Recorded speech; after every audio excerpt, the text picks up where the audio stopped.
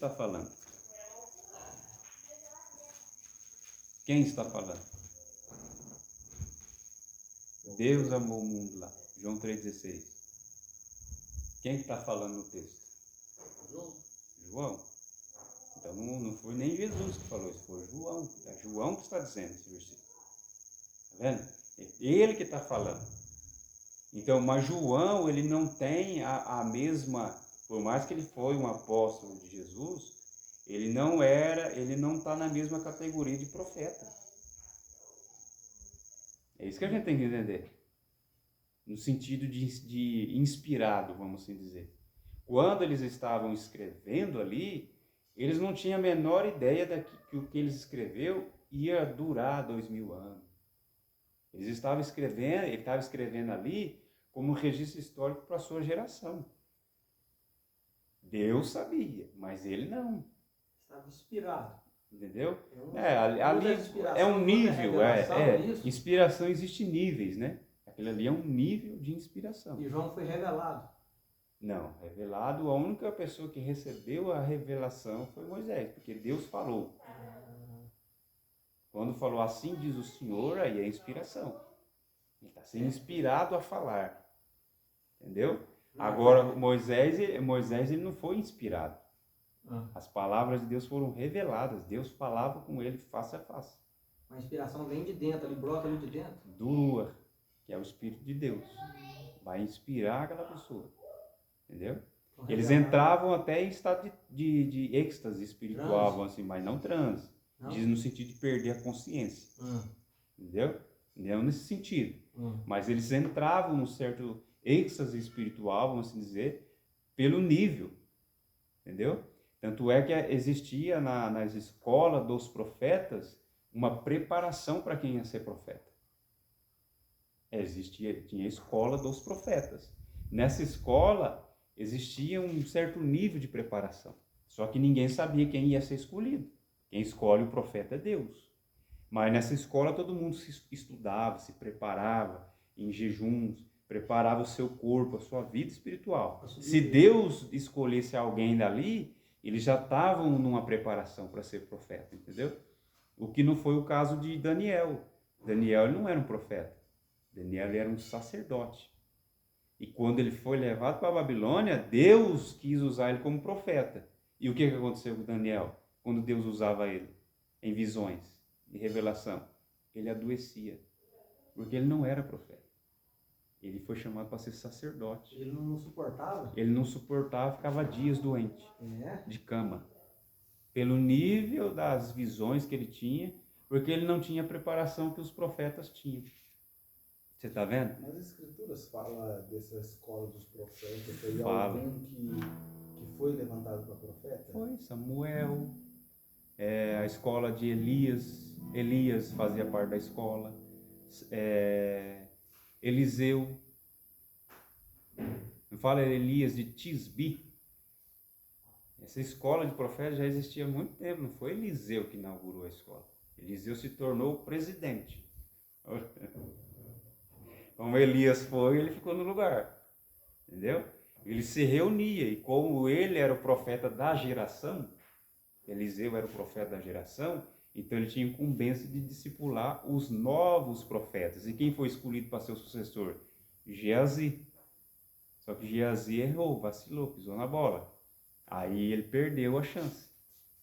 Você está entendendo? Então você vê que tinha um processo de discipulado, de preparação, até para ser profeta. Tá vendo? Mas vamos lá, irmão, senão a gente... É só para dar essa introdução para vocês do porquê a gente está fazendo essa questão de trabalhar muito os conceitos das palavras. Por exemplo, hoje nós vamos trabalhar essa palavra aqui, que é a segunda, né? Nós vimos aqui Bereshit, né? Que nós vimos, né? Aqui, Bereshit.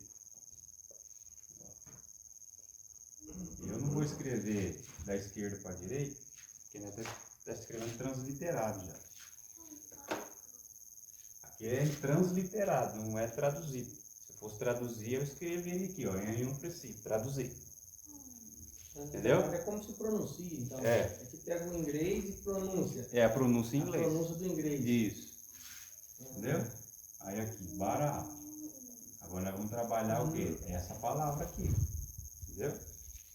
Nós trabalhamos essa daqui, que foi o quê? Nós fizemos isso aqui, não foi? Nós vimos que o B e os vários significados que o Ureshit significa. Nós vimos lá. Agora vamos trabalhar essa palavra, Bará. Bará. O que é Bará? Essencialmente significa criar. Né? Só que criou. Entendeu? É que a gente vai trabalhar aí. Então, literalmente, significa criou. Só que existem níveis de criação. Entendeu? Existem níveis de criação. E isso também faz parte do nosso dia a dia. Como a gente é a imagem e a semelhança de Deus, Deus também nos deu um certo nível de capacidade vindo da parte dele para criar também. Por isso que o homem criou o instrumento, criou a música, criou a arte, criou o teatro, criou não sei o que, entendeu? Porque ele recebeu de Deus. Ele já existia. Já recebeu. Então, mas aí o que acontece para você? Acima desse mundo aqui que nós vamos ver, existe um nível mais elevado, é onde habita o Eterno. Não, mas as coisas que a gente cria já existia antes de criar. Já. Isso, já deu, já está tudo na mente de Deus. O violão já existia lá na cabeça em de nível Deus. de, vamos dizer, de potência. Já viu esse termo, né?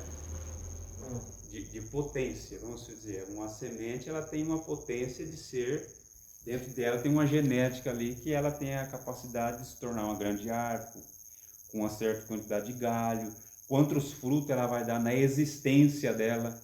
Tudo isso já está programado na semente. Entendeu? As possibilidades que ela pode ser. Só que aí vai entrar o quê? Ela vai precisar de um nível de sol adequado, água,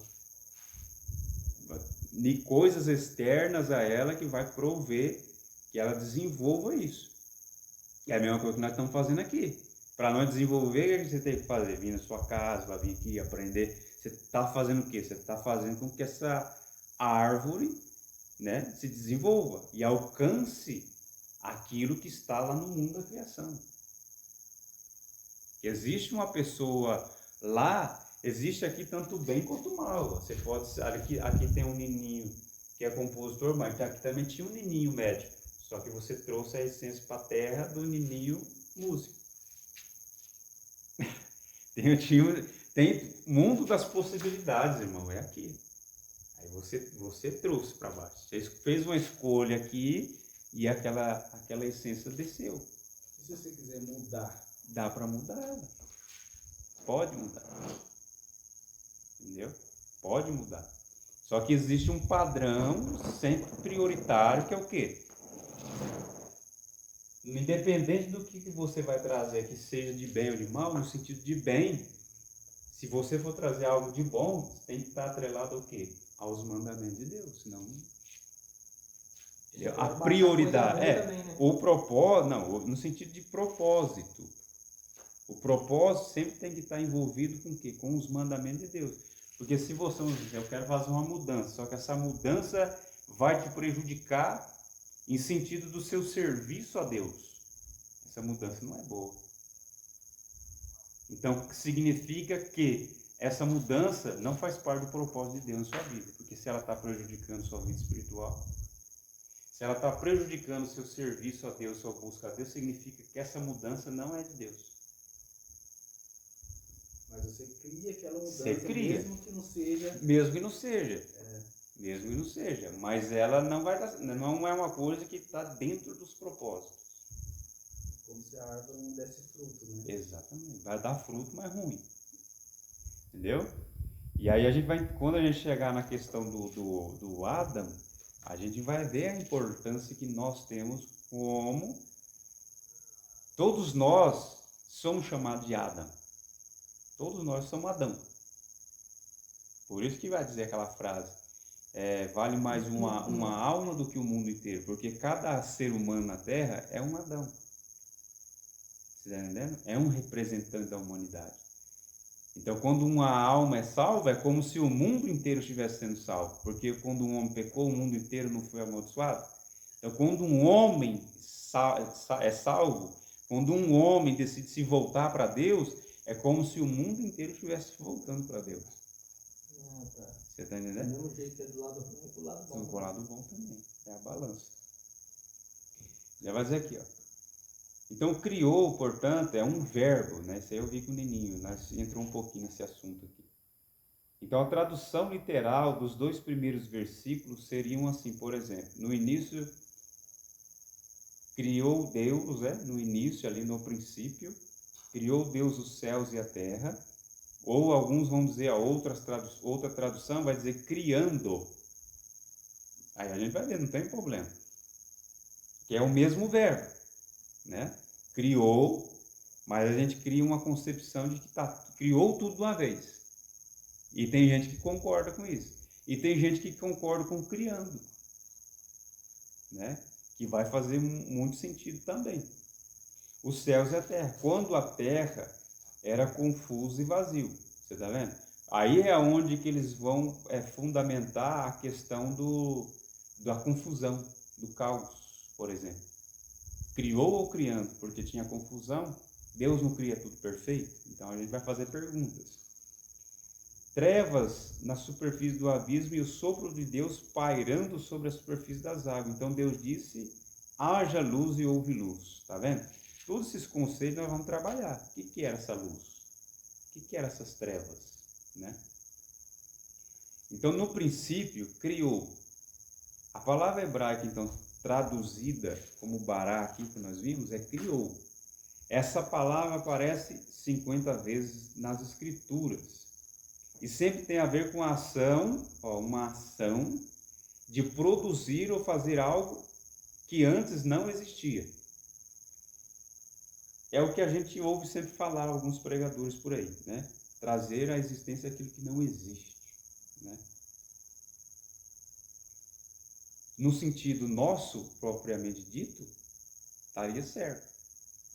Mas como trazer à existência aquilo que não existia, sendo que aquilo que Deus criou já existia dentro dele? Então Deus não está trazendo à existência o que ele criou do nada, ele está trazendo dele. Já existia dentro dele. Você está entendendo? Existia como plano, existia como projeto, existia como vontade do Criador, tá vendo? Então tudo que existe porque Deus quis e Deus permite que existe. Porque se Deus falar assim, eu não quero que essa coisa exista, ela não vai existir. Você está entendendo? Então vamos supor, quem inventou o celular, propriamente dito, não foi lá o inventor do celular, ou quem inventou o Facebook, não foi o Mark Zuckerberg, foi Deus que trouxe a existência e ele descobriu e conectou as coisas e veio a existência. Mas quem permitiu a existência dessa descoberta foi o próprio Deus. Que ele é a fonte de toda a existência. Você está vendo? As coisas ruins? Até das ruins. Nada pode existir se Deus não sustentar aquilo lá. Diz que Deus sustenta todas as coisas, então é todas. Mesmo as ruins. Se é todas, é todas. Se não for todas, Deus não é todo poderoso. Você está entendendo? Se não for todas, então não é tudo que está sob o poder de Deus. Algumas coisas não estão, então logo ele não é Deus. Porque para ser Deus, tudo tem que estar sob o domínio dele. Ele tem que ser onipotente. Mas qual o propósito das ruins existir? Não tem propósito bom? Tem propósito bom, sim. Tem? Lógico, irmão. Lógico que tem. Ainda Paulo vai dizer, eu me glorio nas tribulações. Eu não fico feliz com as alegrias da vida. Eu não fico feliz com o passarinho. Eu falo, eu me glorio nas aflições, nas tribulações, nas tristezas. Salomão, que era o homem mais sábio, falou assim, eu prefiro estar num velório do que no nascimento de uma criança. Então, Às vezes quem está em contradição é nós que não estamos conseguindo alcançar esse nível de visão e entendimento. É nós que estamos distantes. Entendeu? Nós estamos, às vezes, olhando uma situação e a gente não está olhando da maneira correta. A gente está olhando a sombra achando que é o real. Está olhando para a sombra. Paulo fala assim que todas as coisas contribuem, né? Para o bem. Para o bem. Mas esse bem, nem esse bem terrestre aqui não, né? O bem que ele está falando é o reino do céu. Tem um né? propósito. Mas assim, até o mal que vem sobre nós é para ensinar alguma coisa. Exato. Um aprendizado, né? Porque se a gente está falando da criação aí, eu estou lembrando de Jacó quando ele pegou lá, ele fez os riscos, né, para os gados lá e transformou todas as malhadas e rajadas num rebanho que era todo liso. Então ele criou, né? Ali tem um mistério. Porque o rebanho das ovelhas, Labão tentou enganar ele, né? Falou assim, então as malhadas vai ser minha e as lisas vai ser tua. Aí deixou um pouquinho ali. E como que ele usou aquele intelecto de pegar aquelas varas de alamo lá, descascando elas assim, colocou para que na hora que as ovelhas fossem beber ali, elas olhassem e quando elas fossem cruzar, saía tudo rajado. Vai ter um mistério ali. Para isso a gente tem que passar por um processo primeiro para chegar lá. É o que eu estou te dizendo. A gente não pode cortar caminho, senão vocês não vão entender. Vocês vão dormir com o pulga atrás da orelha. Para chegar lá nesse nível, para entender o nível de espiritualidade que tinha Jacó e o conhecimento que eles tinham para fazer o que eles fizeram, por exemplo. Então, mesmo com toda essa tecnologia que nós temos hoje, eles ainda eram mais do que nós naquele tempo. Eles tinham a espiritualidade naquela época é diferente do que é hoje. Eles eram mais inteligentes que a gente. Depende do que é ser inteligente, né? Subjetivo, né?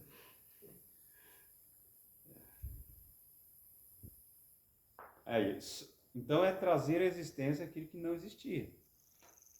É sobre trazer algo à existência.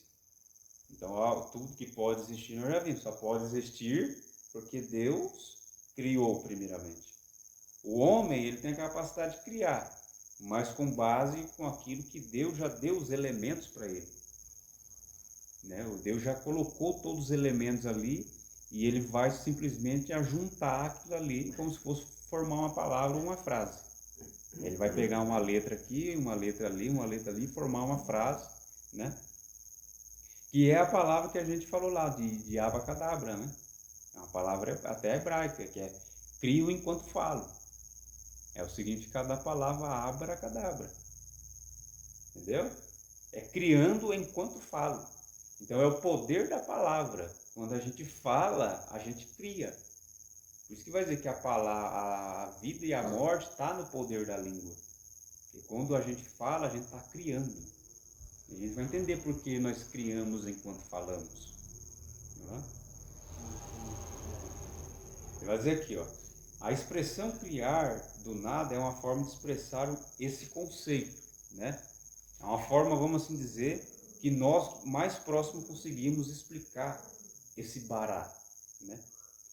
Porém, essa expressão não explica bem a palavra bará, o que essa palavra bará significa.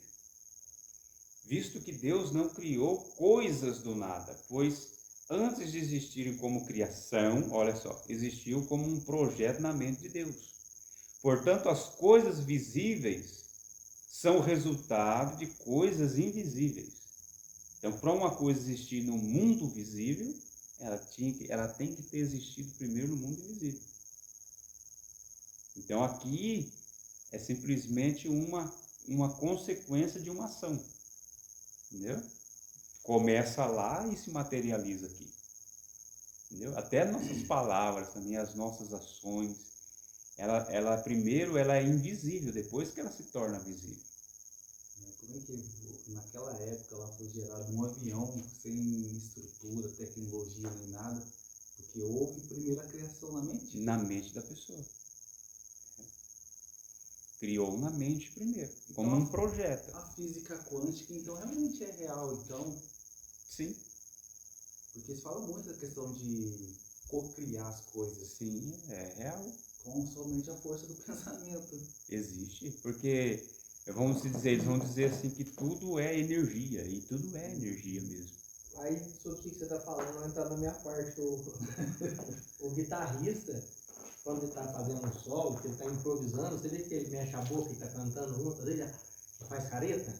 Sabe o que é aquilo? Primeiro veio na mente dele, para depois ele jogar pro dedo. Por isso que ele está cantando. Ele está cantando antecipado o que ele está fazendo. Ele está lá improvisando e você vê que ele está mexendo assim, primeiro está vindo na mente, ele não está fazendo primeiro para depois pensar. É, porque quem dá o comando, a mão, os membros do corpo, é a mente. Então vê aquela frase musical, aí ele já vem cantando ela, vem outra, ele já vem cantando e fazendo junto. Ela vem primeiro na mente dele, para depois ele jogar pro dedo. Exatamente. Ele não vai junto, tudo junto. Não é uma coisa mecânica. É muito rápido, mas... É muito rápido, mas não é mecânica, mas não é mecânico. Decorado, não. Ele vai cantando junto. Você viu? Então, a gente percebe o quê? Muito do conceito de imagem e semelhança. Tá vendo? Porque nenhum outro ser é assim que Deus criou na criação. Nenhum outro ser é assim. Um anjo cria alguma coisa? Nenhum anjo cria. O anjo, ele já foi criado, vamos dizer, no nível de perfeição de acordo com a missão que ele tinha que cumprir.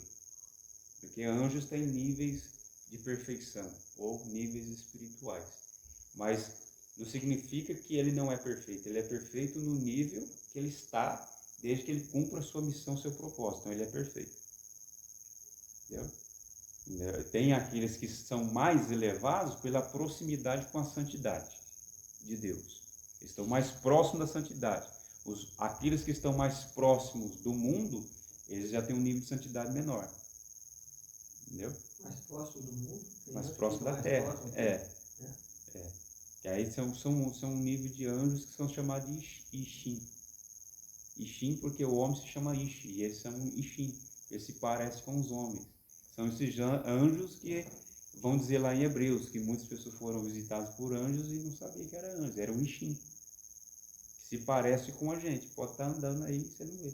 Pede uma esmola para você. Desmaterialismo, carne? Desmaterialismo. São os Ishim. A gente já viu muitos relatos assim, que aparece mesmo, do nada, aparece uma pessoa que você vira as costas. E some, esses são os Ishim. E tem mais aí, coisa demais e parece materialismo, mais mendigo, né? Materializa. E o processo de materialização, não vou entrar nisso não, na hora que entrar na matéria dos anjos aqui mais para frente, no segundo dia da criação nós vamos falar sobre os anjos, que foi quando eles foram criados. Aí a gente vai falar sobre eles. Então nem os anjos existiam? Nesse momento ainda não. Existia como um projeto na mente de Deus. Nós vamos entender, por isso que a Bíblia vai dizer assim, nós vamos ver aqui mais para frente, quando vai falar sobre o primeiro dia da criação. Aí na hora que eu chegar ali, e foi o primeiro dia, não é primeiro dia, foi traduzido errado. Aí, tá vendo? Aí você vê. Foi traduzido errado, e foi o dia 1. É a tradução correta. Mas é mesmo, né? Primeiro dia 1. Não. Tem diferença, e ainda mais no hebraico, porque no hebraico, primeiro é o quê? Lembra aqui dessa palavra aqui, ó? Primeiro, rosh. Cabeça significa primeiro também. Então, o rosh é primeiro. Então, deveria estar lá. E foi rosh. Yom rosh. Primeiro dia. Rosh Yom, né? Tinha que ser. Mas lá está o quê? Yom errado. É diferente. Aí é 1. Você não fala dia 1, dia 2, dia 3. Né? Fala primeiro dia, segundo dia, terceiro dia. Por que no primeiro dia vai falar assim, e foi o dia 1, e no segundo dia vai dizer, e foi o dia 2? Mudou. Nós não conta assim. Normalmente quando é segundo é porque o outro é primeiro, e o outro é terceiro, e não 3. Você começou de um jeito, nós tínhamos que terminar. Por que mudou? Porque tem alguma coisa que Deus quer que a gente entenda. Aí que está o sinal de Deus para nós. Deus está escondendo alguma coisa aqui. Que só é revelado para quem tem curiosidade. A pessoa vai, porque nesse desperta esses pontos, por quê? Porque ele está ali Lembra que falou da sabedoria em Provérbio? A sabedoria é como um homem que cava um tesouro para achar, né? Que vai cavar buraco para achar um tesouro. Você achar um tesouro é difícil. Nem ficar cavando lá, os mineiros, né? Cavando para achar um ouro, fica lá dias para você achar um pedacinho de ouro. Então, a sabedoria divina é a mesma coisa. Você não vai achar ela no raso, perdida assim. Vai ter que cavar. Vai ter que se esforçar. Senão tava cheio de gente aí. Né? Daqui a pouco você vai ser, né? Hã? Vai ensinar muita gente. Eu vou falar, eu vou pegar. Não vai não. Ó, quer ver? O Márcio acabou de falar que a palavra cria as coisas, foi? É. Ó, Hebreus 11:3. O que vai dizer Hebreus 11:3? Vai dizer, ó, pela fé, outra palavra também que às vezes ela é mal traduzida ou mal interpretada pelas pessoas, ó, ao sentido de fé, né? Em português, fé. Ó, pela fé entendemos que o universo, lá vai dizer que os mundos, né? Na Bíblia aí, alguns vai estar que os mundos pode até estar correto, né? Porque a palavra, vamos supor, mundo ali, vai ter que ver lá no original, aqui, ó, tá Olam, ó, mundo, né? Mundo, no hebraico, que significa Olam. E esse Olam, ele pode ter vários sentidos. Mundo, universo, né? Entendeu? Eternidade. Então, quando ele fala ali, pela fé entendemos que os mundos, pode ser que o mundo físico e o mundo espiritual, então tá certo. Que os mundos foram criados por Deus, ou seja, tanto as coisas invisíveis como as visíveis. Aí encaixa Olam como mundos. Mas às vezes a pessoa, por uma falta de conhecimento, ela vai achar que é os planetas, né, que tem aí na galáxia. Não é isso que ele está querendo dizer. Então, que o universo foi criado pela palavra de Deus. E quando ele fala universo aqui nessa tradução, por exemplo, ele não vai, tudo mesmo, né? Vai dizer tudo que existe no universo. Foi criado pela palavra de Deus, de modo que o que é visto, olha lá, ele vai dizer, não foi feito de coisas visíveis. Ué, como que não foi feito de coisas visíveis? Você está vendo? Como que, então a matéria ela foi criada de uma coisa que não era matéria. Está vendo? Que não foi feito de coisas visíveis. Foi feito de uma coisa invisível. Ou seja, foi criado na mente de Deus primeiro. Está vendo? De uma coisa invisível. Que está fora do universo. E fé aqui, por exemplo, é emuná. Fé em hebraico é emuná. E emuná não é só fé. Significa confiança e fidelidade. Então, quem tem fé, ele vai demonstrar a fé dele pelo quê? Obediência e fidelidade. Então, a pessoa que ela dizer que tem fé, mas ela não confia, ou ela não é fiel, essa fé dele não vale nada. É uma fé vazia, é uma fé vã. Por isso que Tiago vai dizer, fé sem obras é morta, porque a fé, ela tem que vir acompanhada de confiança, de fidelidade, de obediência. Entendeu? Um casal, quando vai casar, faz um voto de fé, porque nenhum conhece o outro de verdade. Tá botando fé um no outro, que ele vai ser fiel, e o outro vai ser fiel. É uma aliança de fé ali. Só que em relação a nós a Deus, porque nós sabemos que Deus é fiel, é isso que ele vai dizer. Deus, ele é fiel, mas ele é fiel o quê? Na parte dele que se compete a mim. Mas vai depender da minha parte também em respeito de Deus. Agora, existe dentro dessa aliança uma parte que é incondicional e outra que é condicional. Você está entendendo? Existem partes que são incondicionais. Eu lembro que você ensinou uma vez na igreja que Deus não é leal. Ele é fiel. Não é leal, não? Não, leal não. Porque a lealdade, às vezes, ela compactua com o erro. A pessoa erra e Deus continua sendo amigão dele. Não, você é meu amigo, não importa o que você faça. Deus não é assim, não. Deus é fiel, e Deus é fiel ao quê, irmão? Ao que A ele palavra diz. dele, né? Ao que ele diz. A palavra dele. Ele é fiel, não é a nós, não. Não é a nós, é Não o é que a ele nós, é diz. fiel à palavra dele. Ao que E ele muita gente diz. põe no carro onde Deus é fiel, mas achando que Deus é fiel com ele. Não é fiel com ele. Não é? Mas não, Deus é fiel no que ele fala, né? Aí o que Deus faz? Deus funda o motor no carro do cabra. Ele fala, Deus é fiel. Por quê? Ele está fazendo isso porque você está desobediente. Ele é fiel. Ele falou que se você fosse desobediente, ele ia puxar suas orelhas aí, ó. Deus é fiel. É fiel à palavra dele. Tem gente que fala que Deus é justo, né? Deus é juiz, né? Por exemplo, às vezes, hoje eu estava fazendo uma reflexão, né, de um caso que aconteceu lá no escritório. Aí a menina falou assim, não, mas Deus é justo. Fulano está me passando para trás, ele está me pagando o que é de direito, não sei o quê. E houve ali um contento e eu fiquei pensando, eu acho que se eu fosse a menina, chamava Deus por um meio não, porque Deixa Deus fora se ele é justo, se um dia ela mexeu com o celular ou atrasou no horário de expediente ali, e Deus for querer fazer a justiça. No sentido lados, de né? Deus ser, Vamos passar a esquadra. no sentido de Deus ser justo, Você acha que você está sendo prejudicado? então, no sentido Vai estar de ele falar assim nunca que deveria. de Deus é justo e às vezes a gente querer julgar, é porque aí o que Deus vai fazer? Deus vai colocar você e a pessoa que você está julgando numa balança. Quando você apela, entendeu? Por isso que existe dentro de um contexto assim, sempre quando você julgar alguém, julga ela de forma favorável. Não julga ela negativamente. Porque aquele que age com misericórdia alcançará misericórdia. Agora, se você julgar alguém severamente, mesmo se ela estiver errada, mas você não sabe o contexto do porquê que ela errou. Você está entendendo? Aí se você julga porque você viu o ato, ou porque você viu a pessoa errando, mas você só julgou o ato dela, você não viu todos os fatores que só Deus vê. Aí, mas no momento que você julgou, Deus vai colocar você e ele na balança. Vai dizer, por que você está julgando se você também... Aí é onde que se levanta o acusador. Mas peraí, ele está julgando os outros, mas e o que ele fez aquele dia. Aí é que vem a Por isso justiça. que a parte que fala que nós não devemos ser demasiadamente justos.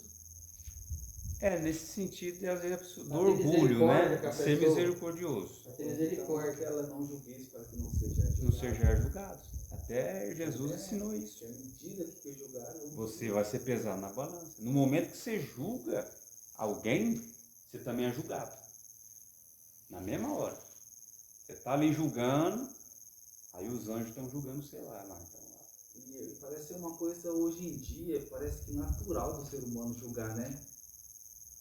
Você já olha falando, não, pra você ver. A coisa mais difícil que tem, irmão, é controlar a língua. Você acredita que teve uma vez, quando estava na igreja ainda, na outra que eu frequentava, teve um irmão lá que começou a fazer muitas coisas erradas, sabe? Aí eu cheguei no comércio de um outro irmão e falei, não, eu posso ser pecador, mas igual aquele lá eu não sou não. Aquele lá é mais que eu. Tá muito errado esse pensamento dele, não tá? Não tá? Tá vendo? Aí isso encaixa também dentro do nosso contexto aqui, falando sobre a criação. Coisas visíveis são resultado de coisas invisíveis. Tudo que acontece no mundo visível é resultado do que aconteceu pela primeira vez no mundo invisível. Ou seja, nós não temos conhecimento de todos os fatores. Uma coisa, por exemplo, que a gente não conhece é os pensamentos do próximo, ou o coração dele, se a intenção dele ali é pura ou impura. Deus sabe. Então, o resultado das coisas visíveis é o resultado de algo invisível que aconteceu. Às vezes uma coisa está acontecendo com uma pessoa e a gente tá julgando, às vezes até sentindo dó ali naquela questão, mas a gente não sabe o que foi decretado para ele lá em cima. A gente não sabe o que a pessoa fez ou o que a pessoa é no escondido, no oculto. Mas tá igualzinho Jó, quando ele falou, não deixa, não mexe com ele não, que Deus está provando ele. Os amigos dele falou. Você está entendendo? Não falou? Não vão ter dó dele não vão ajudar ele não, que isso aí é Deus, cara. Aí você está pegando prova com a mão. A gente tem que tomar muito cuidado com essas coisas. E tem uma passagem nas escrituras, eu já li, mas não lembro onde que eu li, que Deus, ele quer encobrir as coisas, não descobrir elas, né? Você lembra de uma passagem mais ou menos assim? Não, vai dizer assim, que as coisas encobertas pertencem a Deus. e as reveladas ao homem? Não, assim, que parece que o desejo, a anseio de Deus é de encobrir as coisas, não descobrir elas. Tem que ver o contexto também, né? É uma coisa. Porque Mas às vezes, assim, no contexto. porque era às vezes o que você está falando está dentro de uma tradução. Se a gente pegar outro, o sentido muda completamente. Então, mas pelo que eu vi, eu não tenho certeza, mas o contexto é, por exemplo, eu fiquei sabendo que o menino é assim, assim, assado. Então, em vez de eu encobrir isso aqui, eu vou descobrir para todo mundo uma falta, uma falha dele. Então, por isso que vai dizer assim, julgue favorável. Se você não consegue julgar favorável, melhor ficar quieto. É melhor ficar quieto. Porque é a justiça, entendeu? É a justiça que funciona. Deus vai ser justo, entendeu? Porque numa situação dessa, se você está julgando porque você viu certa situação, no mesmo momento que você julgar, às vezes você está sendo injusto. Porque você não tem todo o conhecimento, entendeu? Aí é o problema. Aí ele vai dizer lá, quando julgamos a nós mesmos, aí a Bíblia vai dizer, a gente tem que julgar a si próprio. O outro nunca. É proibido. Agora nós mesmos sim, porque quando nós julgamos as nossas ações, aí nem Deus nos julga. Porque nós já estamos julgando. Jesus já falou muito nisso aí, até de Você está tirar entendendo? a trave do outro. Porque nós já estamos nos julgando. Aí quando o acusador chega lá, para acusar determinada acusação sua, né, os emissários dele, né? Os servos vão lá e falam assim, fulano tá para aqui. Ele não fica pressultando a vida de todo mundo, né?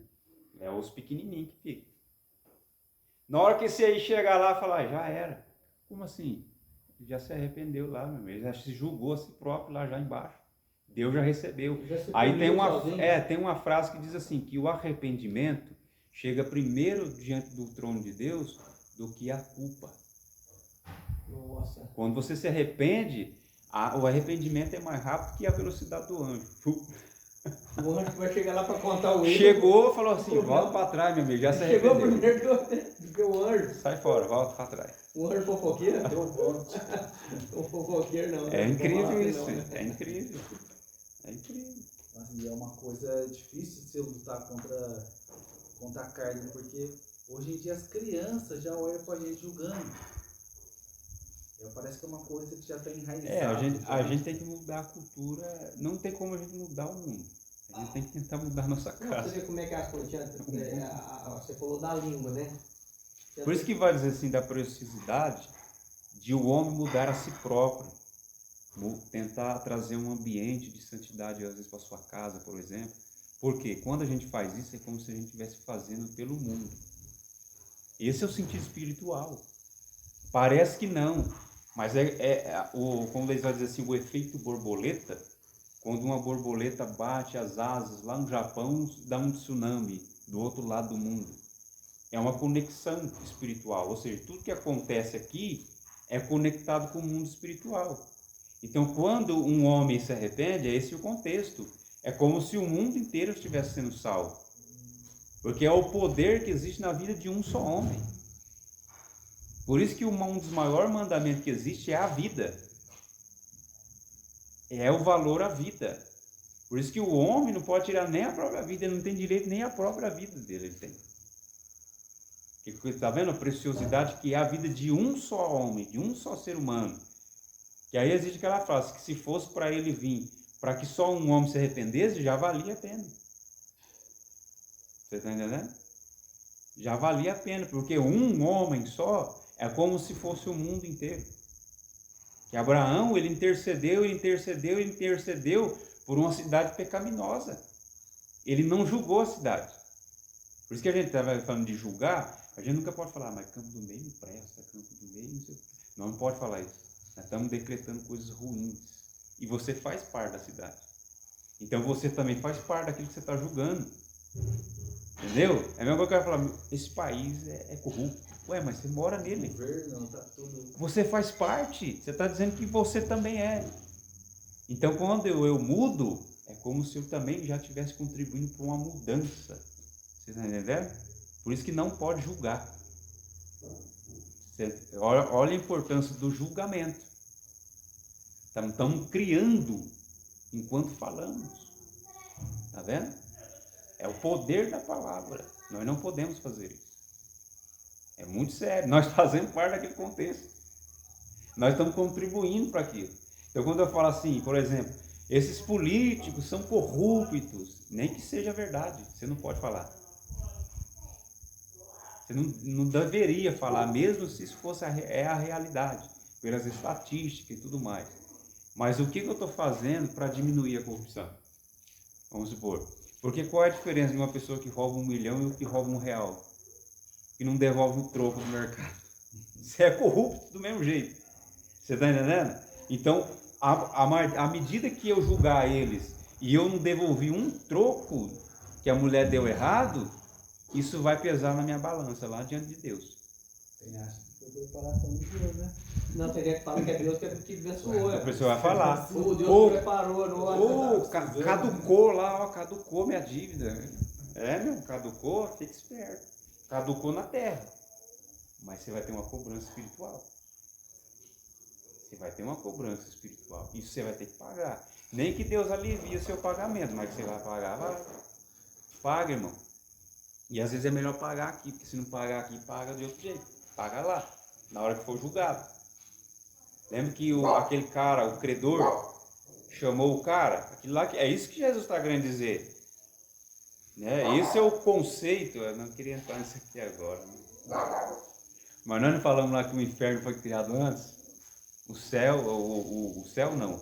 O paraíso. Esse negócio de céu tira da cabeça. Céu tem níveis de céu. Não, que céu que você vai? É o Éden, o jardim do Éden, é onde Paulo foi no jardim do Éden, terceiro céu. Então, na mesma medida que Deus criou o jardim do Éden, Deus criou também o inferno, um lugar de sofrimento, um lugar de prazer e alegria e um lugar de sofrimento, onde a pessoa vai pagar pelos erros dele. Entendeu? Só que do mesmo jeito que existem níveis espirituais para cima, existe para baixo. E você acha que essa questão de inferno, quando a nossa alma, nosso espírito subir, esse inferno, esse lugar de tormento, de Hades, é lá que vai ser? Ou você acredita que seja um inferno da mente aqui mesmo? Existe um estado do inferno já presente também, como existe um estado de paraíso também. Tem gente que a gente já pode desfrutar os bens do mundo futuro, do mundo vindouro, assim chamado, já nessa vida. Não foi isso que Yeshua falou para os apóstolos? Vocês vão receber nessa vida ainda e lá no mundo vindouro 100 vezes mais. Então já tem como desfrutar, como tem gente que já desfruta ou já sofre parcelas de inferno nesse mundo. Que é o que eu estou falando. Vem o quê? A cobrança. A pessoa cometeu certas coisas, principalmente quando é oculto, é pior. O pecado oculto ele é pior do que o pecado visto, porque o pecado visto você já está sendo espiado. Existe até uma lei lá revelada para Deus, para Moisés, que ele vai dizer assim, qual é o pior, o ladrão que rouba de dia ou que rouba de noite?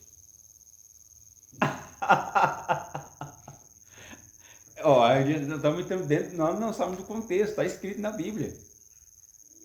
O ladrão que rouba de dia ou que rouba de noite é o pior? Lá não está falando de pior, mas ali existe uma questão de penalidade. Você está entendendo? Existe aqui o quê? Qual é a motivação do cara roubar de dia? Qual é a motivação dele roubar à noite? Você está entendendo? Qual a probabilidade de encontrar o morador da casa? De dia ou de noite? De noite. De dia não. Não, de encontrar ou não encontrar? De encontrar.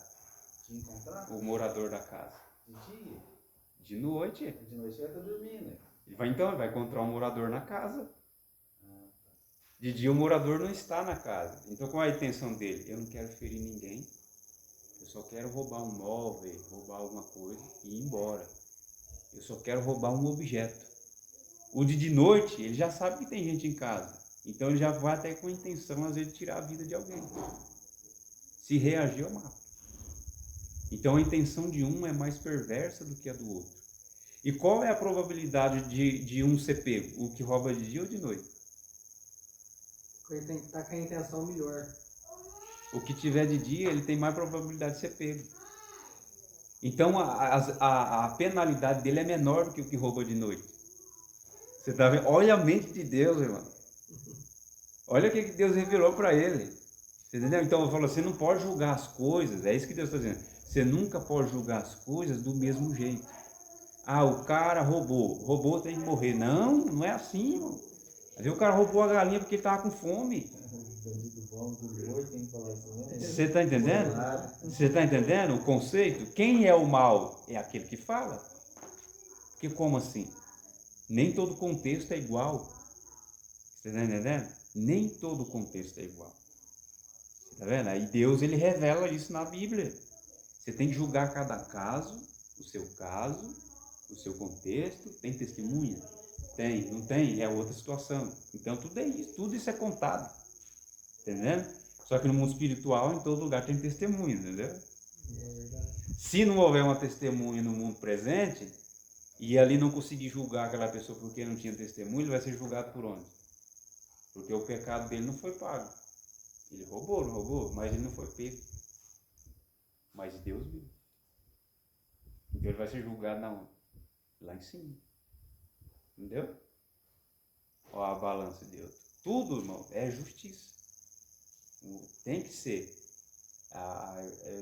Esse conselho, mais para frente, a gente estuda melhor. Quando entrar essa parte do texto aí, tem uma passagem no Novo Testamento, por exemplo, quando a gente entrar dentro desse contexto, nós pega isso aí e trabalha. Que foi o que aconteceu com aquele rapaz que vai falar da parábola, né? Já vai dar na nossa hora aqui. Da parábola. Que ele vai falar assim que um devia muito dinheiro. Muito dinheiro. O rei chamou ele. Lembra essa passagem? E ele falou assim, você vai ter que pagar a dívida. Ele falou assim, mas eu não tenho como pagar. Minha dívida é muito grande. Ele falou, tudo bem. Você, sua esposa, seus filhos, tudo que você tem vai ser vendido para cobrir uma parte da dívida e você vai ficar como meu escravo. Isso estava na lei, podia fazer isso. Estava na lei. Só que o conceito de escravidão que existia na Bíblia é diferente do que existiu no Brasil. A gente não pode fazer essa comparação. O conceito de escravidão ali é outro contexto. Entendeu? Aí a pessoa virava escrava, ele falava assim, mas meu senhor, e começou a implorar, tenha misericórdia de mim. E o rei falou, tudo bem, eu te perdoo, não precisa pagar nada. Porque ele se arrependeu, pediu perdão, misericórdia. E Deus é misericordioso, irmão. Quando ele vê que a pessoa realmente Deus perdoa. Deus falou, perdoa, pode ir em paz. Só que quando esse homem foi e encontrou alguém que devia para ele, e sempre tem alguém que deve para de alguma forma, nem seja de dinheiro ou não dinheiro. O que ele fez? Paga o que você deve. O cara devia 1 milhão, o outro devia 10 reais. Mas o cara, 10 reais, ele não tinha. Eu não tenho agora. Você não tem como você esperar mais um pouco? Não, eu quero agora. E espancou o cara no meio da rua. Ou seja, expôs o cara uma vergonha. Contou que ele tinha uma dívida para todo mundo ver. Olha a exposição que ele fez. O escândalo. E aí vai dizer que os servos do rei... Quem é os servos do rei agora? É os anjos, mano. Viu tudo. Ah, você está fazendo isso. Voltou e contou para o rei. Olha o conceito que Jesus está usando. É como funciona o mundo espiritual. Mesmo que Deus... Mas Deus não é onisciente? Deus não sabe de tudo? Sabe. Mas para que Deus seja justo, tem que ter testemunhas, tem que ter... O tribunal tem que estar bem formado. Por isso que os anjos são servos de Deus. Os anjos têm que vir trazer o relatório, Deus, mas Deus já sabe, irmão. Mas isso tem que ser assim, porque o processo legal funciona dessa forma.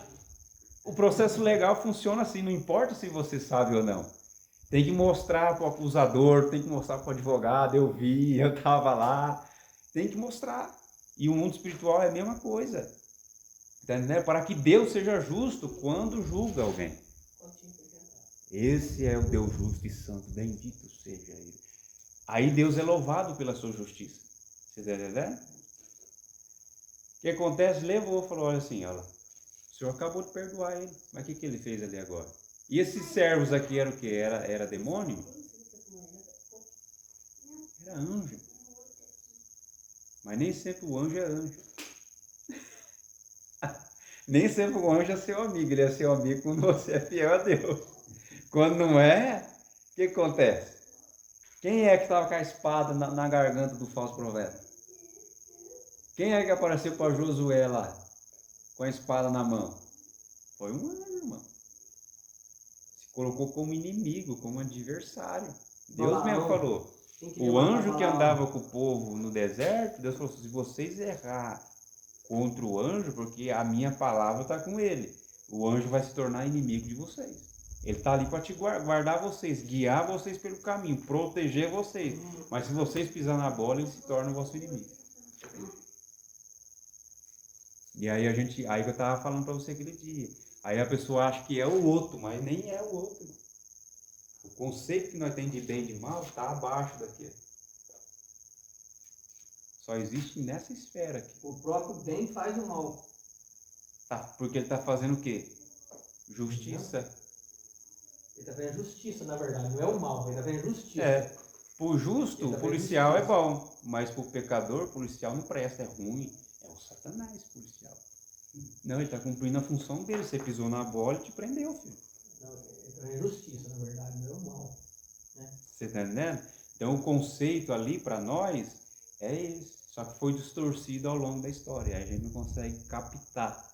E se você não romper esse nível de conhecimento, você não vai alcançar níveis espirituais mais altos.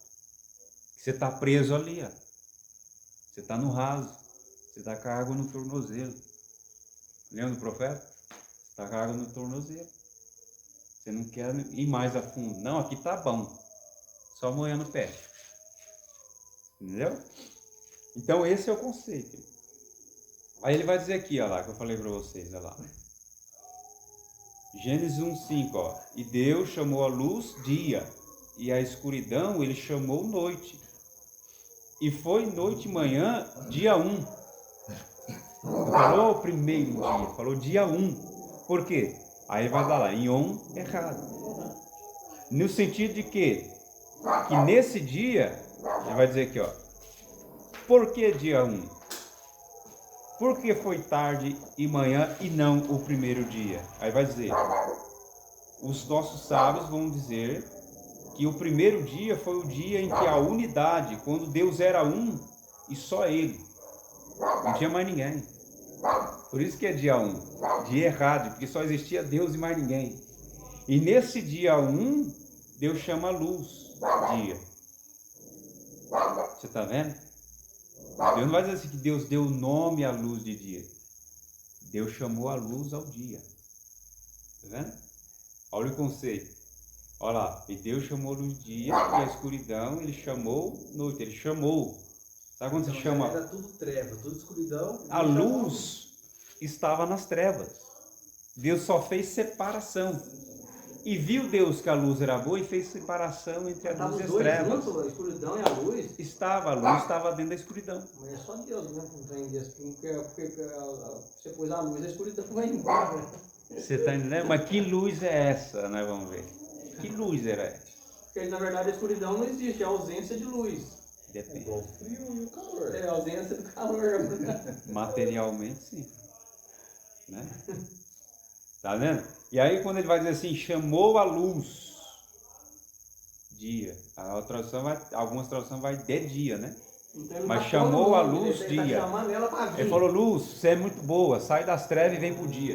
Então ele está chamando o dia de luz, né? E aí ele deu o nome, aí as trevas ficou na noite. Mas aí como na tradução no hebraico da palavra haja.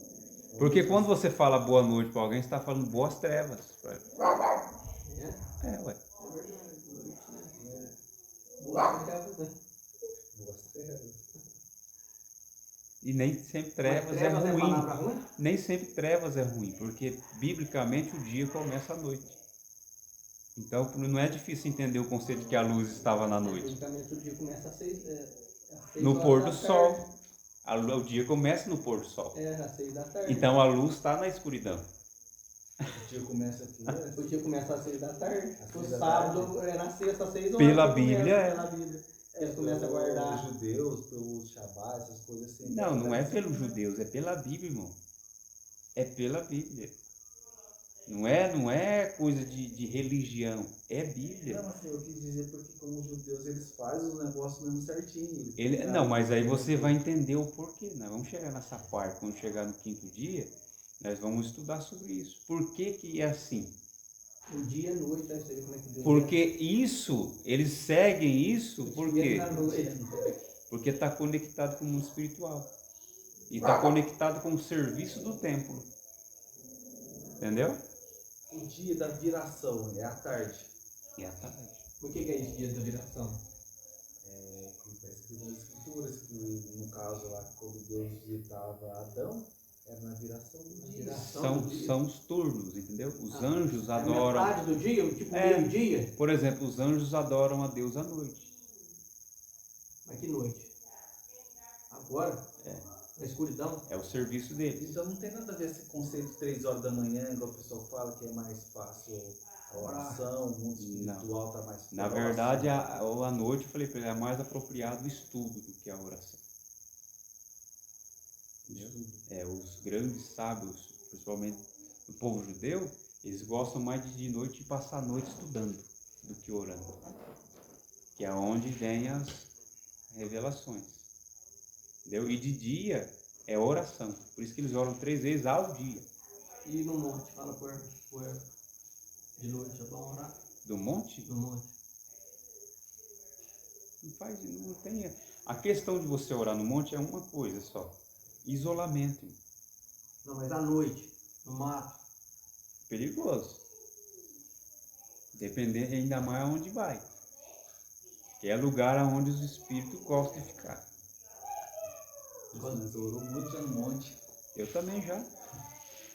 Já também. E engraçado vocês falando aqui agora que sempre a gente ora, nós tínhamos um grupinho sempre que nós ia em oração, e sempre todos relatavam sensação ruim. Porque é o lugar onde eles estão, é onde eles gostam de ficar. Ninguém relatou, eu vi um anjo, eu vi um resplandor, sempre, nossa, eu vi um bicho, eu vi parecia um não sei quem que vem com bastante. Não é à toa que os espíritos pedem para eles fazerem sacrifícios lá. Os trabalhos serem feitos naqueles locais justamente onde eles gostam de orar. É lógico que vai dar batalha espiritual. Agora você tá chamando eles pra briga. Lógico, vai dar batalha espiritual. Você está indo lá, vai ter batalha Então espiritual. você pode ir no monte, mas pra você consagrar aquilo ali, só um lugar pra você consagrar ele. Porque olha o conceito de Jesus. Jesus ele ia ao deserto, mas ele ia ao deserto por quê? Porque é um lugar isolado. E Jesus ele ia no deserto no romper da manhã, nas primeiras horas do dia, que é a hora onde o judeu faz a oração. Ele não ia na madrugada. Aqui na madrugada em Israel, 3 horas da manhã, está de dia, irmão. Então é uma questão de você trazer uma percepção sua de um momento que você vive e tentar colocar dentro da Bíblia, sendo que não tem isso. Está entendendo? Não existe essa questão. O fato dele se isolar é para ele não ter um momento de intimidade, de ele poder ali recarregar as energias, porque as pessoas afloravam muito ele ali, ficavam muito em cima dele, as multidões.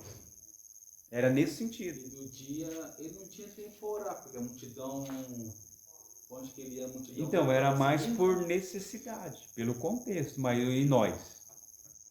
Fecha a porta do quarto e ora no culto. É simples, irmão. É simples. Não precisa você fazer isso, não. Não precisa isso. Dá para você fazer dentro da sua casa. Se a pessoa conseguir, tanto é que eles vão dizer assim, se a pessoa conseguir fazer um quarto onde você pode se isolar ali para estudar e orar, é melhor do que sair para o mundo. É muito melhor. Porque lá você pode estar se colocando em risco. Entendeu? Deus guarda, Deus provê, tudo bem, mas você se tropeça ali, machuca uma perna em cima do monte. O maior risco é o espiritual, né? Você está entendendo? Se É você assim. pegar um espírito aí, às vezes, né? Você tá vulnerável e. A pessoa na cabeça dela tá tudo certo, mas aí, será que tá certo? Você já teve experiência ruim com isso? Muitas. Tá? Porque você começa a mexer, né, de frente, né? Entendeu? Olha lá. Então ele vai dizer, o primeiro dia em hebraico é Rishon e não Errat. Então por isso que vai estar ali. Então seguindo essa sequência, né? Ele vai dizer aqui, após Deus chamar a luz, ele chamou-a de dia. Estamos acabando aqui. E o seu oposto de escuridão, de noite. Se o conceito de tempo ainda não tivesse sido estabelecido nas esferas espirituais, não teria como ele chamar algo de dia e de noite. Está vendo? Que tudo surge no espiritual primeiro, para depois passar pelo processo de materialização. Ele vai dizer, no primeiro dia criou o Eterno, Deus, os céus e a terra. E aqui a palavra vai aparecer Elohim, e depois nós vamos ver o que significa Elohim. Elohim é atributo, não é? Mas tem outros significados também. Aí você vai ter que... A importância de você ler no original é você entender em que contexto vai aparecer Elohim e em que contexto vai aparecer outro nome de Deus. Elohim, né? Porque pode aparecer... ele se manifesta em 72 nomes. É o meio pelo qual Deus se revela ao mundo, às criaturas, é pelo seu nome. Entendeu? É a maneira como Deus, porque no nome de Deus tem a essência daquele nome que revela um atributo, o caráter, um modo de Deus lidar com o ser humano ou com a natureza. Está dentro daquele nome. Entendeu? Por isso que a importância do nome. Por isso que eu fico falando toda hora, Yeshua. Por quê? Porque Yeshua tem um significado. Jesus não tem. Então é Cristo. Cristo também não. Tá? Yeshua é o Filho? O correto é você falar no hebraico, né? Yeshua HaMashiach. Yeshua HaMashiach é o quê? Yeshua ou Messias. Mas Yeshua traduzido para a nossa língua. Yeshua, então já estou traduzindo. Não tem como você traduzir esse nome. Ah, não? Mas Yeshua é o Jesus? Aí foi para o grego, aí esse é um problema, porque foi para o grego, tem uma abreviação no hebraico do nome Yeshua, que alguns chamavam, mas não é bom chamar esse nome, porque esse nome tem um outro significado. Quando você tira uma letra, já muda o sentido. Tinha algumas pessoas que se chamavam Yeshua também, naquela época, e uns não tiveram um bom testemunho, teve algumas histórias, né? Aí uns eram chamados de Yeshu, mas não é Exu não, é Yeshu. Só faltou o A, tirou o A do final. Então, mas quando você fala Yeshu, você está dizendo que a memória dele seja apagada. Esse é o significado de Yeshu. Memória? Que a memória dele seja apagada. E esse é um conceito que aqueles que não acreditam que Yeshua é o Messias usam. Chamam ele assim de maneira pejorativa. Justamente para rechaçar ele, porque não crê nele. Então a gente chama Yeshua. Só que até o nome Yeshua é uma abreviação de um outro nome. Entendeu? Por exemplo aqui, ó. É uma abreviação desse nome, ó. Yehoshua. E aí, todo mundo que se chamava Yehoshua passou a se chamar de Yeshua. Teve outras 3 pessoas que se chamavam Yeshua na Bíblia. Um lá, o sacerdote Yeshua, lembra? O sacerdote Yeshua na época de Esdras. Tinha um sacerdote lá na Zorobabel, nessa época chamava Yeshua. Mas lá na Bíblia vai estar escrito Josué, traduzido. O sacerdote Josué, olha. Você está vendo como que existe uma questão estranha para mim não julgar mal? Existe um negócio estranho. Por que não traduz certo? Por quê? Porque alguém vai conectar esse nome com ele e vai falar assim, tem alguma coisa aqui. E aí ia descobrir que esse cara aqui também chamava. Mas tem mesmo alguma coisa? Tem, ué. Tem? Tem. Tem as conexões com esses nomes. Entendeu? Aqui, ó, aqui, ó, tem o nome de Deus aqui, ó. Esse aqui é um nome de Deus. Ó. Ah, eu já vi na internet, as crianças nascem, choram com esse choro. O nome de Deus. Representado Em nome de Deus. O bode, quando mostra um tanto de... Tá vendo? Ó, o nome de Deus é Yud, Re, aqui, ó, o Rei aqui, ó. Mais o Vav, Rei. Aqui, ó, o nome de, as 2 primeiras letras estão conectadas aqui, ó. no nome de Yeshua. Aí o que significa aqui, ó? Essa aqui, ó, Deus, no português, Deus. Você vê um monte de animal que fala esse iê, mostrou. Aí aqui, Manda a ó, Deus. para nós terminar aqui, senão, ó, e aqui vai ser o quê? Aqui, ó, Shua. Shua é o quê? Salvação. Depois, mais para frente, nós continuamos essa aula na outra. Então, esse nome é a mesma coisa, só teve o quê? Uma abreviação do nome. É como se fosse chamasse assim, como que é o seu nome? Marcos, ela está chamando de Nininho. Mas como se fosse vamos dizer, Daniel, meu filho chama Daniel. Dani.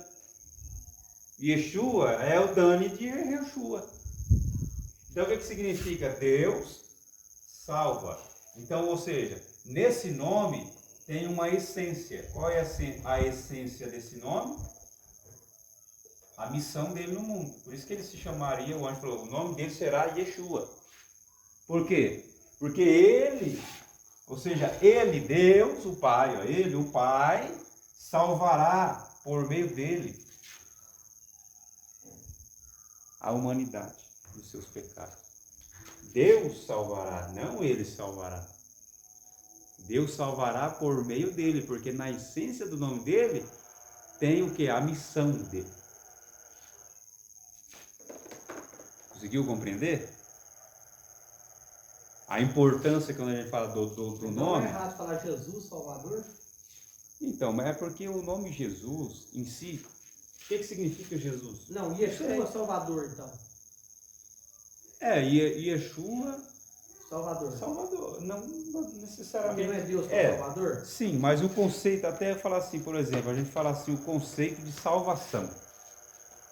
O que seria, para nós concluir aqui? Eu até terminei aqui, a gente foi na segunda página. Mas tá bom. Para a gente concluir, então, o que é salvação? Para a gente não perder essa fagulha aqui, que isso aqui é muito importante. Por isso que eu parei, né? Isso aqui é muito importante. O que é salvação? Abre Efésios capítulo 2, versículo 8. É um texto que muitas pessoas não entendem. Não entende Efésios 2:8. Está conectado ao nome.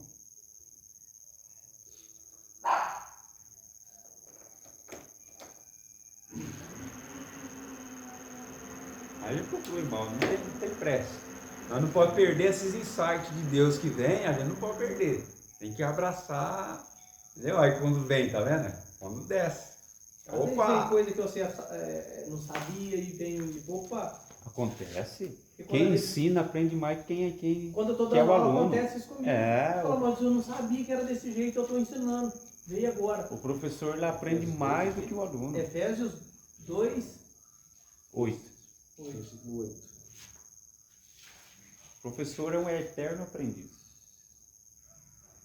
Porque pela graça sois salvos, por meio da fé, e isso não vem de vós, é um dom de Deus. Olha lá. Pela graça sois salvos. Aí a gente vai entender o conceito de graça, né? Mas a gente não está falando de graça, nós estamos falando da salvação. E graça em hebraico tem outro significado. Uma palavra, você trabalha um dia, né? Trabalha o dia. Trabalha um dia na palavra. Ó, pela graça sois salvos, isso não vem de vós. Tá vendo? Pela graça sois salvos. Vamos pensar junto, nós aqui, ó. Pela graça sois salvos. Isso não vem de vós. É dom. O que é dom? Presente. É uma dádiva que Deus está dando. Eu não tenho aquele ditado? Eu pedir perdão é uma obrigação. Receber perdão é uma dádiva. A pessoa não é obrigada a me perdoar. Se eu fui perdoado, é graça. Você está vendo? É graça da parte do outro para comigo. Agora, se arrepender e pedir perdão, é a minha obrigação. Eu devo fazer isso. Ser perdoado é graça. Pela graça, sois salvos. Isso não vem de vós, é dom de Deus. Aí a gente pega a referência, por exemplo, quando Deus tira o povo de Israel do Egito, que é uma exemplificação da nossa própria vida. Tudo que aconteceu ali é uma exemplificação para cada geração que vem ao mundo. Todo mundo está no Egito. E tem que sair do Egito. Mas quando Deus tirou o povo de Israel do Egito, que mérito eles tinham? Nenhum. Deus falou, eu estou tirando vocês por amor ao meu servo Abraão, Isaac e Jacó. Quando Deus foi introduzir o povo na terra prometida, Deus falou assim, eu não estou colocando vocês na terra prometida por causa de vocês, mas por causa do povo que está lá, é muito rebelde. E eu vou tirar eles de lá e colocar vocês. Só que se vocês for rebeldes, eu tiro vocês também. Porque a terra é minha. Aí está o mistério. A terra é minha. Por isso que Deus dá leis a respeito da terra, porque a terra é dele. Está vendo? Então o conceito de salvação, pela graça sois salvos, isso não vem de vós, é um dom de Deus. Deus nos salva porque Ele quis. Porque se dependesse de nós mesmos, sair de uma condição de escravo, não tem como, irmão. Escravo não tem livre-arbítrio. Escravo não tem vontade própria, não tem escolha. Você só faz aquilo que o seu Senhor te manda. Então a gente era escravo dos nossos desejos, dos nossos pecados, a gente era escravo. Deus nos salvou, ou seja, Deus nos tirou por meio de Moisés, ou seja, Deus nos tirou por meio de Yeshua, tá vendo? É uma figura. Moisés é uma figura do próprio Yeshua que foi enviado pelo Pai para tirar o povo do Egito. Mas quem estava tirando o povo por meio de Moisés? O Pai. Então quem estava tirando era Yeshua? O Pai, por meio dele. Ele era o enviado de Deus. Assim como Moisés era o enviado por parte de Deus. Tá vendo? É a conexão. Versículo 9. Quem vai dizer 9? Não vem das obras, para que ninguém se glorie. Porque somos feitura sua, criados em Cristo Jesus, para as boas obras, as quais Deus preparou para que andássemos nelas. Olha lá. Vamos começar um pouquinho. Começa de novo, vamos pegar o tempo. Isso não vem de vós. Não vem das obras. Isso não vem das obras. Isso não significa que a gente não tem que fazer. Igual se prega, conceito de graça é que, não, irmão, errou, Deus perdoa. Não é assim não. Senão entra em contradição o texto. Ela assim, não vem das obras para que ninguém se glorie, ou seja, as obras não te salvam. As obras não são para salvação. As obras são porque você foi salvo. Porque o escravo nem a obras ele pode fazer. Porque ele é escravo. Então Deus tira o ser humano por meio da condição de escravo para que ele tenha escolha. Aí fala, quem você escolhe? Você me escolhe como seu Deus? Aí a frase é, qual é o primeiro mandamento? Eu sou o Senhor teu Deus que te tirei da terra do Egito para ser o vosso Deus. Qual foi a condição que Deus fez? Ele falou para eles, tirei vocês da terra do Egito, lá vocês eram escravos. Eu tirei vocês e trouxe vocês até aqui. O meu desejo é ser o vosso Deus. Vocês querem? Você está vendo como é que é a coisa? Vocês querem? Sim. Então vamos fazer uma aliança. Agora é direitos e deveres. Mas agora eu estou dando vocês direitos. Lá sem nem direito vocês tinham. E aqui eu estou dando para vocês direitos. Só que vocês não vão ser salvos porque vocês estão fazendo isso. Vocês não vão ser salvos porque vocês estão cumprindo todos os seus direitos, seus deveres. Vocês vão ser salvos pela minha graça. Entendeu? Mas existe uma condição para que você esteja filiado a essa aliança, que é os direitos e deveres que Deus coloca. Não então, existe isso. Mesmo que às vezes você recebeu graça, o favor merecido, mas você precisa se esforçar. Você não pode ser um cidadão legítimo dessa cidade se você não cumprir as leis dela. O que você vai ter que ser feito? Tirado e posto na onde? Uma cadeia, mano. Ou você vai ser expulso da cidade. Você está muito trabalho aqui, sai daqui. Porque você não está cumprindo os direitos e deveres da cidade. Então perde a salvação? Não estou falando de perde salvação. Aí é só Deus que vai saber. Não estou falando de salvação. É o conceito de salvação. Ele está falando. Quando fala de salvação, ele vai dizer assim: salvação é um departamento pessoal de Deus. Nem mete dedo isso aí. RH do eterno. E ninguém sabe quanto é dentro do RH, né? Às vezes o cara chama, o RH tá te chamando, você fala, ixi, e nem é o que você está pensando, né? É um aumento. Entendeu? Então é assim, o RH de Deus é assim. Então é mais Salvação ou menos é assim, ele, eu entendi, ó. Primeiro você é salvo para depois vir as obras. Não o contrário, primeiro as obras para depois ser salvo. Não. Não, porque assim, a gente entende assim, salvação. Salvação não é a mesma coisa que vida eterna. Igual os outros pregam. Salvação não significa vida eterna. Deus falou assim, eu salvei vocês. Salvou do quê? Da escravidão. Escravidão do pecado. Salvou eles do Não quê? domina mais. Do faraó. Salvou eles do quê? De uma vida deplorável. Salvou eles daquela condição de vida que eles estavam. Então, ou seja, Deus nos salva todo dia. Mas não é para vida. A vida eterna é outra coisa. A vida eterna é a graça? A vida eterna é outra coisa. Mas é a morte de Yeshua. Na vida eterna todo mundo vai ser julgado. Mas é a morte de Yeshua? A morte dele foi para quê? Lembra lá a exemplo do que foi no Egito? A pessoa tinha que aceitar lá, não tinha? Para não morrer. Mas o sacrifício dele foi pelo pecado. Você está entendendo? Sacrifício de pecado. Pecado de morte. Pecado que leva o homem à morte. Isso é um conceito que a gente vai aprender. Espiritual, né? É que leva a pessoa a uma morte. Entendeu? Existe tipos de pecado que ele não é considerado um pecado de morte. Pedro vai falar sobre isso, né? Não, há pecados de morte, digo que não ore. Entendeu? Então existem pecados que é para morte, mas tem pecado que não é para morte. Entendeu? Um cara roubou uma casa, só roubou. O cara roubou uma casa, matou a família inteira. Entendeu? Se for nos Estados Unidos, é prisão perpétua. Pecado de morte, lá dentro da lei. Agora, dentro das leis de Deus, o que é considerado um pecado de morte? É aí que está. Mas a vida eterna a gente tem que conquistar ela. A vida eterna, irmão, Deus vai julgar se a pessoa ela vai participar dessa vida eterna ou não. Mas através do que a gente fez aqui na Terra. Vai ser contado o que é feito aqui. A continuação está falando isso aí. Ó. Não foi pelas obras, não foi por causa das obras. Ó. Pela graça sois salvos, isso não vem de vós, é dom de Deus. Não vem das obras. Para que ninguém se glorie. Para a pessoa falar assim, não Deus, mas eu fiz isso, eu fiz aquilo. Não, não é pelo que você fez. O que você fez está dentro da aliança.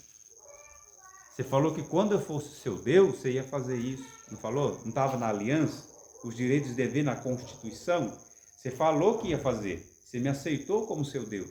Então não existe mérito para a salvação nisso aí.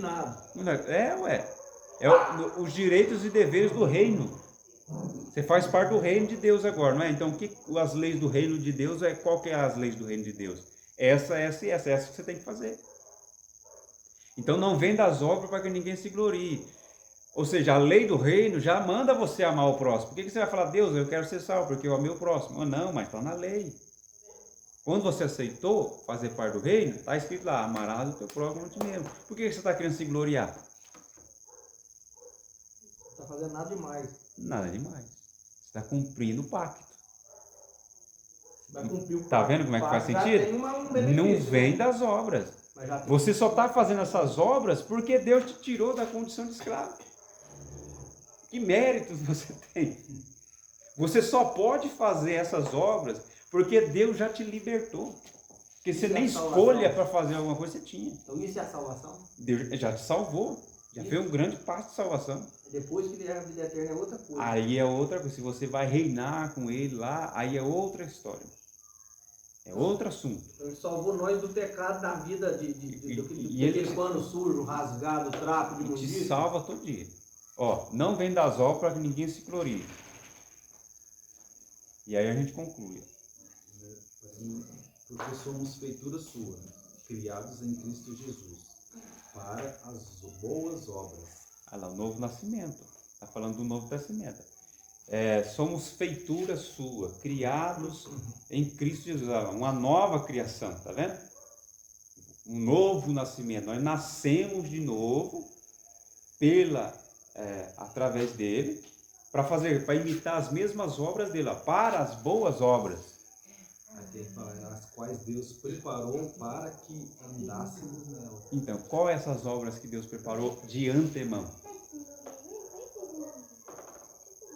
Torá, irmão. Os mandamentos? Os mandamentos de Deus. Já estava escrito faz tempo. E é o que Jesus ensinava o tempo todo. Entendeu? Quando a gente estudar, a gente vai ver que Jesus não trouxe nada de novo. É novo para nós que não conhece o contexto. Mas não é nada novo. E os Nada discípulos novo. entenderam tudo isso? Eles entendiam. Eles entendiam tudo isso? Não tudo.